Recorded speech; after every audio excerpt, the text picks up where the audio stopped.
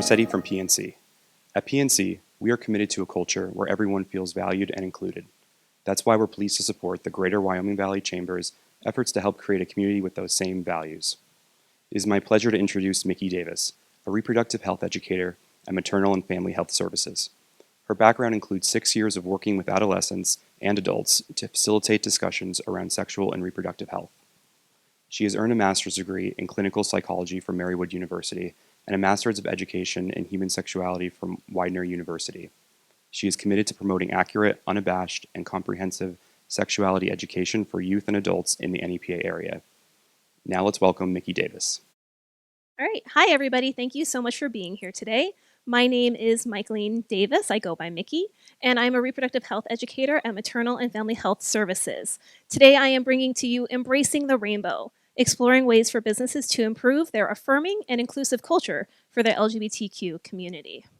So please let me start off by telling you a little bit about my company. At MFHS, you can check out our website if you'd like to learn more. It is mfhs.org, and we are a health and human services company. We service 17 different counties, and some of our services include things like WIC nutrition programs, reproductive health, which includes family planning. We also have pregnancy care, cancer screenings, nurse-family partnership, and education.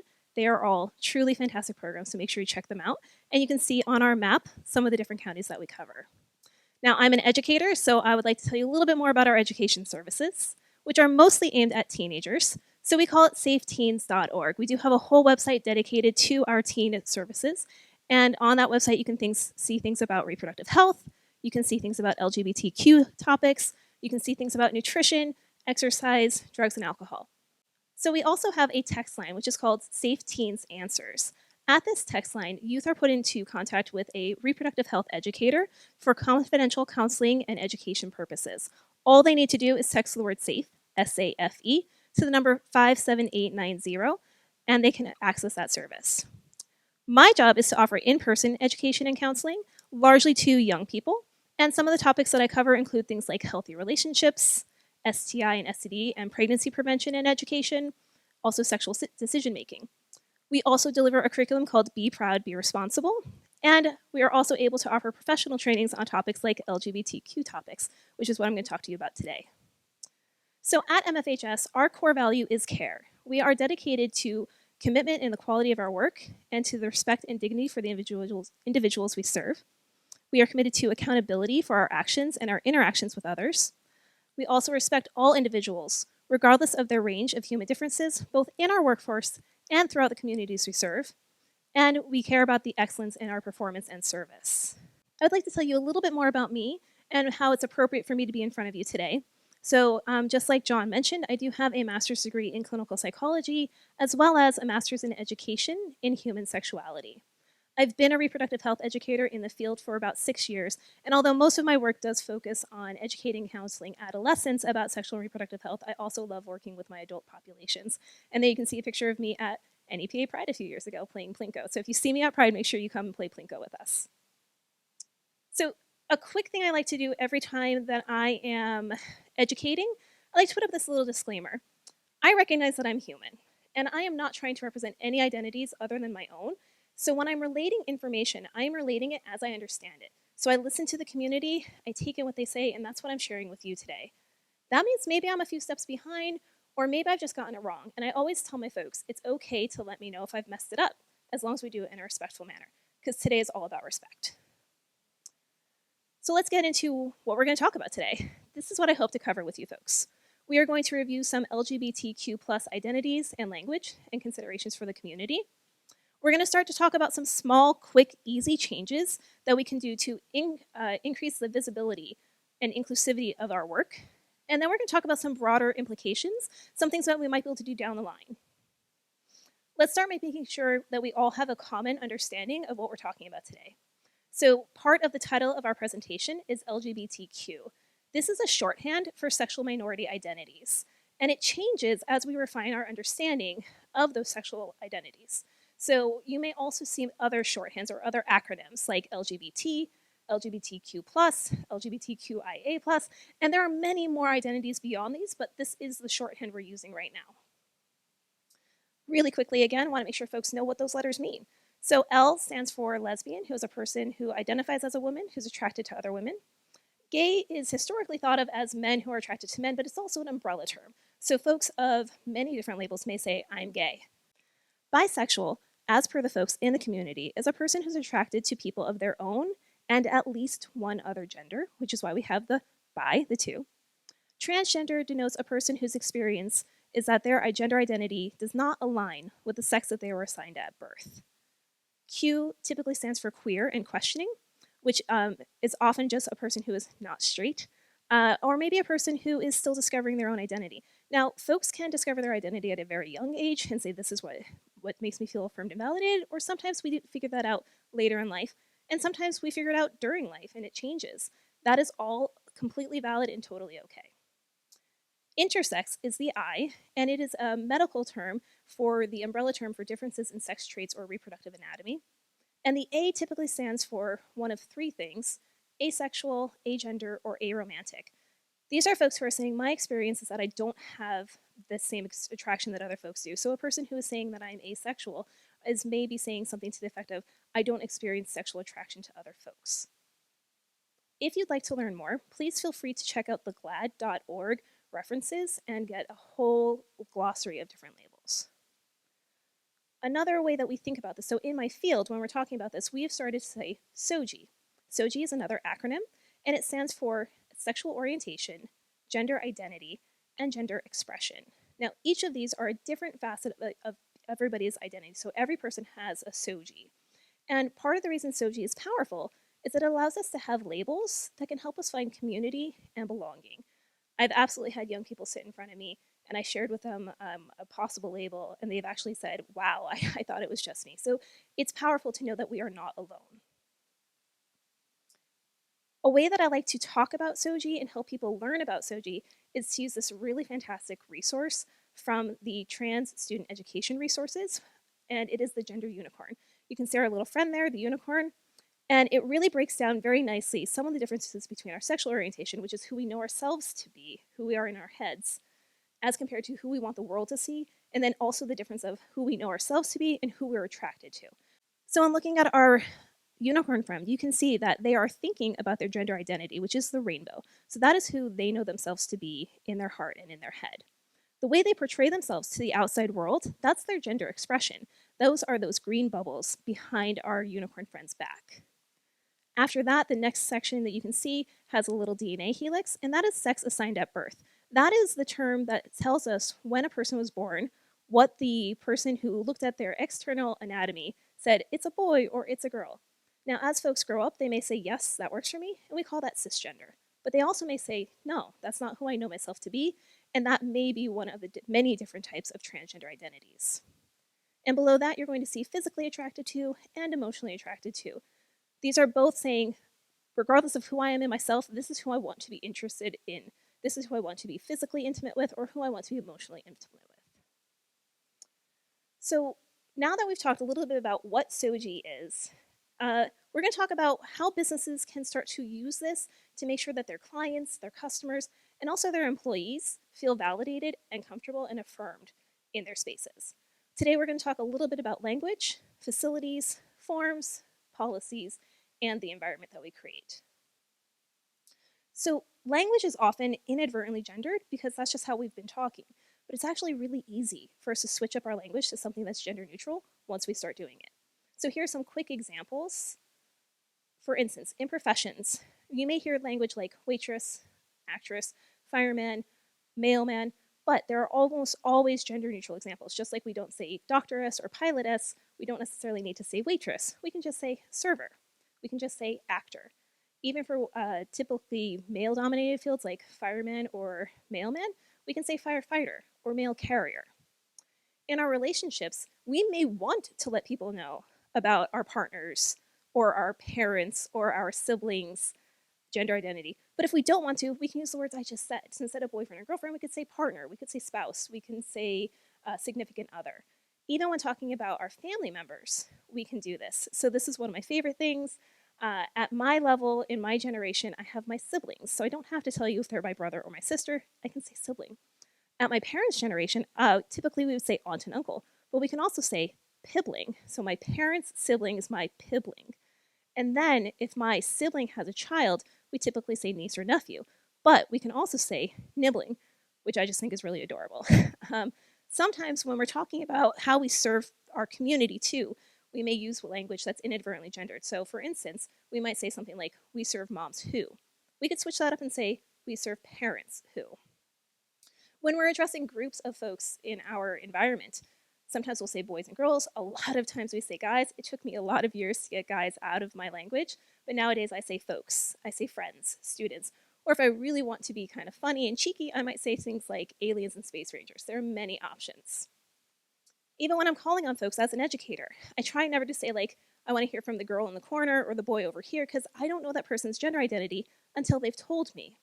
So I might say the person in the red shirt, or the person behind the last person who spoke.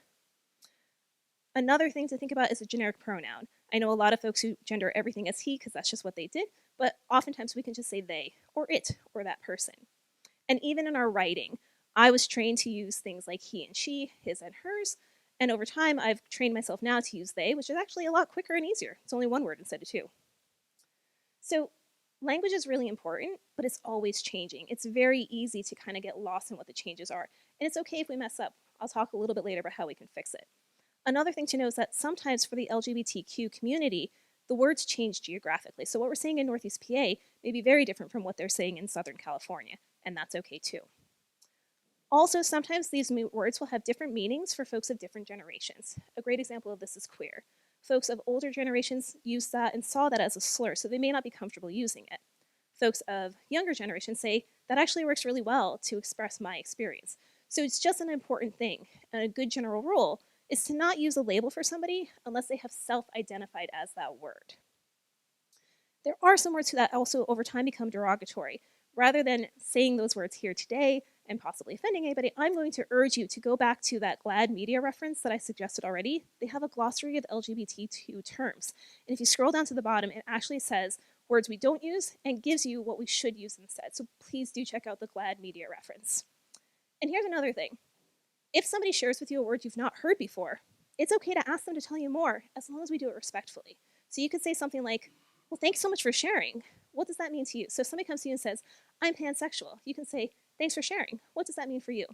And another powerful thing about this is that if you polled 100 pansexual people, you might get 100 different definitions. So this is a really nice way to say, I care to know how to best validate and respect you. So that's some language we can start using in our work and in our service to our communities.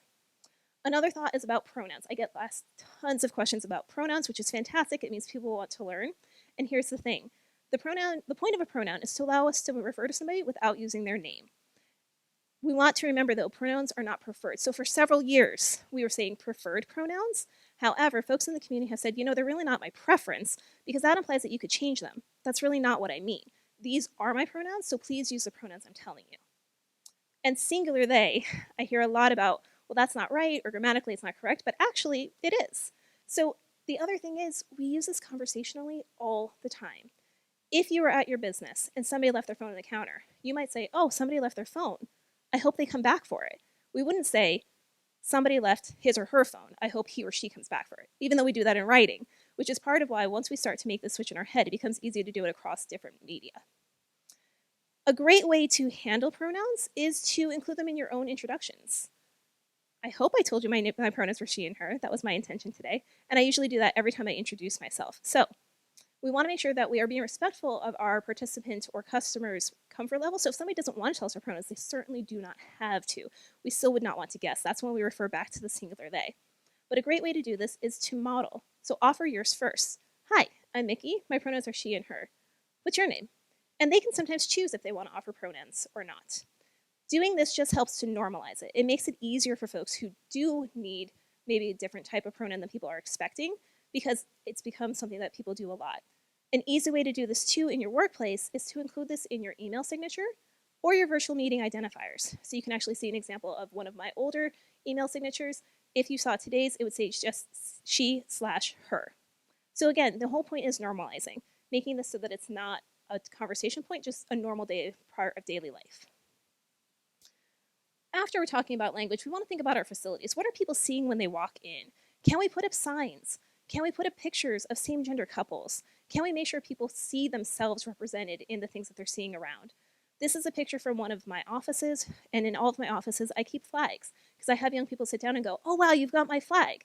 And it tells them I'm a person who cares to make sure that you feel validated and respected. And it tells them I have some knowledge of what these different identities mean. At MFHS, another way that we implemented this in our own culture is that we actually sent out pins, both rainbow pins, for all of our clinical staff. So somebody walks into one of our clinics, they can see a person who's actually wearing a rainbow pin. It says, we are a welcoming and affirming space. Some other considerations for your facilities. What are your bathrooms like? Do you have several available? If so, can you make them single use? Or can they be gender neutral? Can at least one be gender neutral? If you have multiple restrooms, a really good thing to do is to make at least one of them gender neutral so people of whatever gender can use them. The picture you're seeing here is just a graphic that I liked better than the typical man standing or the person wearing a dress standing, because we don't really know a person's gender from their clothing. So whatever, just wash your hands. Another thought about restrooms is, do you have changing tables in your restrooms? And if so, are they in all of your restrooms, or are they only in the ones that are typically designated for folks who identify as female? Ideally, we want them to be in all because, people who identify as male have kids, and sometimes those kids need to potty too.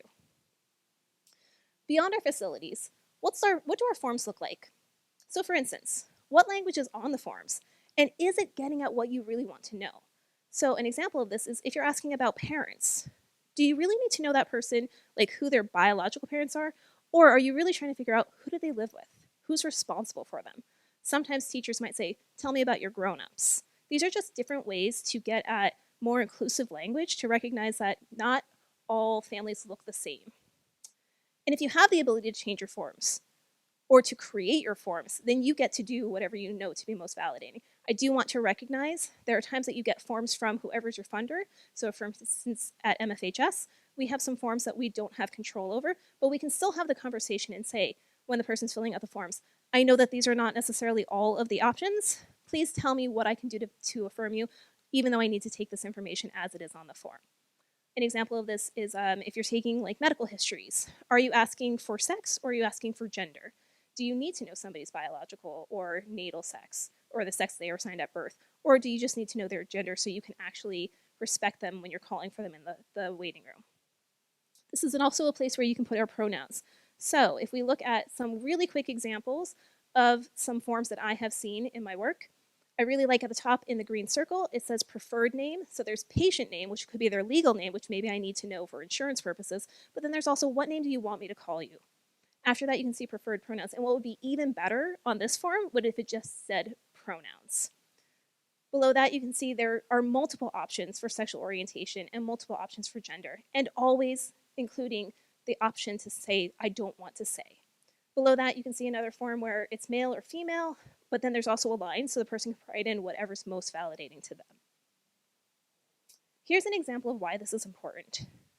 This young person, who was part of the Transgender Youth Experiences and Perspectives Related to HIV Prevention Services article in Pediatrics, said, at my first appointment with a new doctor's office, I noticed the intake form had a section for gender identity that included more than 2 options, a write-in section for pronouns, and a section for sexuality. It was a relief. Now, you may sometimes have folks who are like, why do you want to know that? Or why are you asking this? But you also will have folks who go, I'm so glad to see this. It really helps me feel more comfortable in this space. To that end, making folks feel more comfortable in their space, what do your policies look like? An example of this is dress code. Oftentimes they are inadvertently gendered. So are you using gendered language in your dress code or gender neutral language? An example of gendered language would be women may wear dresses, skirts, and slacks. But we could easily switch that up to gender neutral language and just say appropriate work attire includes dresses, skirts, slacks, heels, loafers, suits, suit jackets. Because again, there's no reason to have to actually say women wear this or men wear that. Plus, you may have folks in your workspace that are non-binary. So where would they fall? Also give some thought with your policies to your benefits. Are you talking about maternity leave? Or could you offer parental leave? That would include folks of any gender who maybe have a new addition to their family. When we're thinking about benefits, who's included? Who's covered? Are people who are in same-gender couples or have same-gender partners, are they able to claim those same benefits? Do you have a policy for transitioning employees? If you are able to create a policy when you have somebody come into your office or your workspace who may need that, it's going to be such a relief for them, and it's going to tell them this is a safe space. And finally, with your policies, we want to make sure SOGIE is explicitly included in your non-discrimination statement. So most businesses or employers have a non-discrimination statement that says we do not discriminate on the basis of age, race, sex. We want to make sure it also says sexual orientation, gender identity, and gender expression. And the reason this is important is that we want to create an environment where people feel represented. If they can see themselves, they know this is a place where they can feel comfortable. It's important that your employees see themselves represented in their space. So having policies, language, signage that is affirming can help employees feel more comfortable being out at work. Now, I do want to say it should not be a necessity for them to be out, but it's fantastic if they can be comfortable being their authentic selves. And think about, too, with your representation, when decisions are being made, who's making those decisions, and are they representing the people who are going to be impacted? So, is there a place at the table for folks of all different identities? If you have an advisory board, can you have board committees that have those specific identities represented? Make sure that we are including and listening to and asking folks who are in that community, how can we better serve you? Because we shouldn't be just making decisions for them, we should be listening to them and how we can make sure that we are meeting their needs. And finally, friends, this is all about respect. It's not our job to assign identities, but it is human nature to categorize. So we all look at folks and try to put them into boxes, but sometimes we're not right, and we don't actually know until we ask. So it's our job to respect other people as humans. When they tell us our pronouns, we want to use them. We want to use the name they give us, especially, again, if we're taking forms where there's a legal name. If we know they have another name that helps them feel more validated, that's the name we want to call in the waiting room. That's the name we want to call when we're taking them to their table.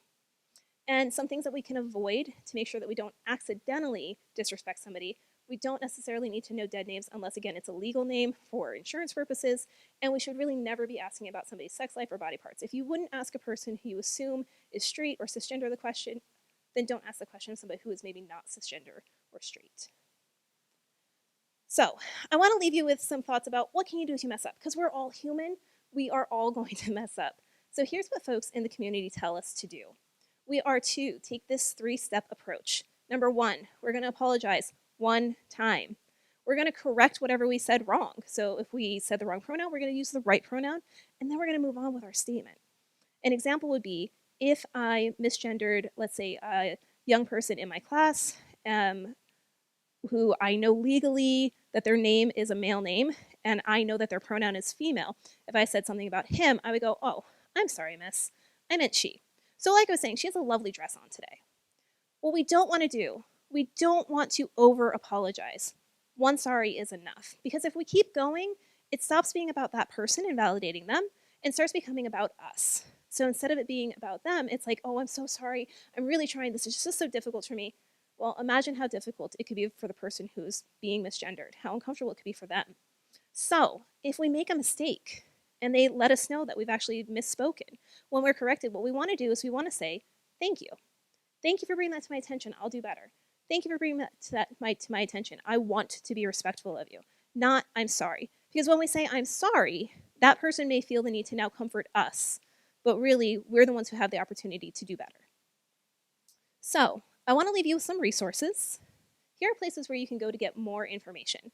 The CDC, of course, has some fantastic resources, as well as GLAAD. I've mentioned them a few times. What you're seeing here, and I encourage you to take a screenshot if you'd like to have this going forward. The GLAAD media reference is actually written for reporters, but it's just a really great place to get a quick glossary, and again, those words to avoid. If you're working in a healthcare field, the Fenway Institute and the National LGBT Health Education Center have really nice, quick and easy trainings. They have some quick training videos, but they also have longer webinars and articles, so check them out. Some local resources include the NEPA Rainbow Alliance. And then back to more national resources, we have GLAAD.